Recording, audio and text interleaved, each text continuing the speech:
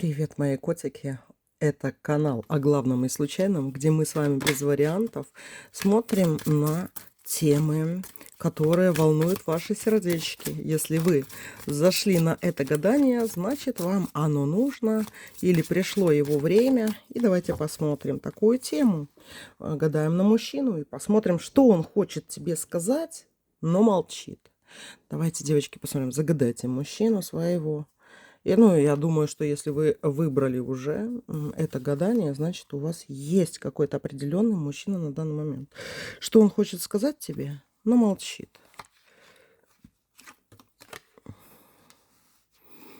Он, девочки, хочет рассказать тебе, какой он работящий, какой он успешный, как много у него что-то получается. Что у него получается, король Пентаклей. Какое-то дело у него выгорело, то есть что-то у него удачно такое складывается, о чем нельзя сказать. Это то, о чем он думает. Оно, возможно, не совсем законно или законно, но оно было связано с рисками, и оно у него получается, как он считает. И поэтому он думает, я лучше промолчу. Вот хочется поделиться. Десятка кубков, вот прям очень хочется, девочки, вашему мужчине вам это рассказать, но король Пентаклей сильнее. Он считает, что это он делает для того, чтобы быть вот этим королем кубков, что он это делает очень доброе, важное, что-то очень хорошее для своей женщины. Если эта женщина вы, девочки, то я вас поздравляю с одной стороны, да, потому что он что-то делает для того, чтобы быть любимым, быть хорошим.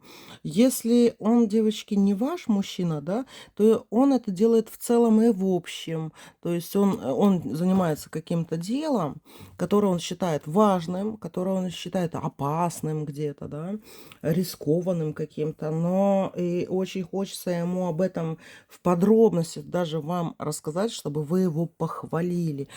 Чуть ли не какой-то такой вот подвиг, он считает, что он делает. Это связано с деньгами, паж жезлов. Дело в том, что он другими способами как-то не смог заработать деньги. Вот как-то они ему не шли. И вот он пробует себя. Либо это какой-то бизнес, либо вот какое-то дело, работа какая-то подвернулась, или что-то новое вот это в работе, что он думает, о, я заработаю паж жезлов, много денег и стану рыцарем кубков. Тут паж пентаклей, я заработаю, я рискну и стану королем кубков, да. То есть он хочет это, у него благие намерения какие-то для своей женщины, для своей верховной жрицы. Он хочет расстараться. Он хочет, чтобы она его хвалила, чтобы она его больше любила за то, что он делает. Все связано, чтобы она его принимала и отдавалась, чтобы верховная жрица приняла его и отдалась ему, королева кубков. То есть вот мы гадаем на такую тему, что он хочет тебе сказать, но молчит.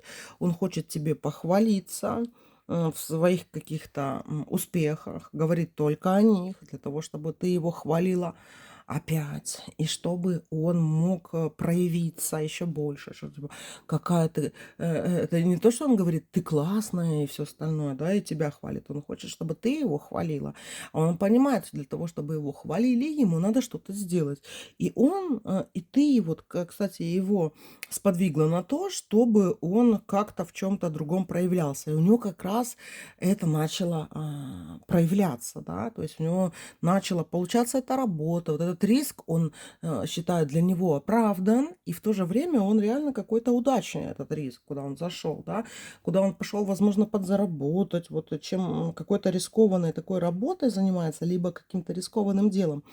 Да, и там очень много тайн. Король Пентаклей выпал. Он много чего держит у себя в голове. Но это как много каких-то ингредиентов, как будто у него для торта собралось, да. Там мука, сахар, мед, там изюмы, короче, сгущенное молоко. И всего у него много. И сейчас он занят тем, чтобы это все оформить в какой-то торт. И для того, чтобы тебе преподнести не сахар, изюм и муку, да, а именно торт преподнести. Он старается для того, чтобы быть, как говорится, любимым. Что он хочет тебе сказать, но молчит? Да, он, девочки, зарабатывает деньги, рыцарь мечей, которые у него не получалось где-то зарабатывать. Он много терпел каких-то лишений, мечи одни идут. Его обижали, луна выпадает с мечами, да, то есть ему говорили, что у тебя ничего не выйдет, что ты ничего не можешь. Или это, девочки, был такой а-ля буллинг, да, среди коллег, или вот он что-то там уже терял в этом каком-то деле, да, или вот что-то другое пробовал. Ему было очень сильно тяжело. Но все-таки он где-то не уныл духом, и поэтому он хочет дальше, типа, проверяться. Он хочет сорвать куш. Туз жезлов. Он хочет сорвать куш, мои дорогие. Но дело в том, что вот куш кушем, но все-таки девятка мечей здесь выпала. Это, девочки, ожидание каких-то больших денег, ожидание прихода. Вот 11-й старший аркан выпал. Силы какой-то, которая к нему типа идет. И вот я стану такой крутой и классный. И никогда это не кончится. И все мои дорожки откроются. Четверка жезлов выпала. Он пытается верить в себя для того, чтобы у него сбылись все его мечты и желания. А почему он это от вас скрывает? А он, девочки, карта суда выпала. Не очень-то, знаете, вот пытается это скрыть, сколько он вообще в нерешительности. Говорит ли это вам? Что вы скажете? На какой суд вы обличите? Может быть, вы вообще будете не рады, что этим он занимается. Вы же скажете, что это риск. А может, вы его забулите тоже и будете говорить, да, он боится, король мечей и суд выпал. Он не говорит вам. Он очень хочет вам сказать, но не говорит, потому что он боится, что вы будете говорить плохо. Что ты задумал, ты, ну, козел, там или еще что-то вы можете сказануть, понимаете? И он очень боится выглядеть в ваших глазах хреново. Понимаете? И я так поняла все-таки, да, все-таки как суд и король мечей, раз он боится от верховной жрицы, да, и от королевы кубковой, что вы можете его очень сильно оттолкнуть из этих дел, это может быть, девочки, все что угодно. Это тут надо присмотреться. Может, он в какой-то бандитизм пошел, может быть, это лудоман, да, может, он там какие-то ставочки где-то делает. Тоже надо быть осторожной. Возможно, это какие-то легкие деньги, может быть, вот воровство какое-то, да, или какие-то, ну, что-то такое рисковое, что может быть наказано. Но наказано оно может быть и старшими арканами. То есть это может быть, девочки, как и обычный, скажем так, закон государственный, но это может быть еще и карма какая-то. Поэтому по суду и королю мечей он боится вот этого отвержения, что вы его забудете, бросите и все такое. Что он хочет тебе сказать, но молчит. Не будет он, девочки, ничего говорить. Пятерка пентаклей выпала, еще и четверка пентаклей. Он вообще будет уходить, и будет у него рот его на замке. Башня выпала. Правосудие. И действительно, вот это вот дело, оно опасно, и лучше тут, как говорится, про это не знать. И он где-то в этом и прав.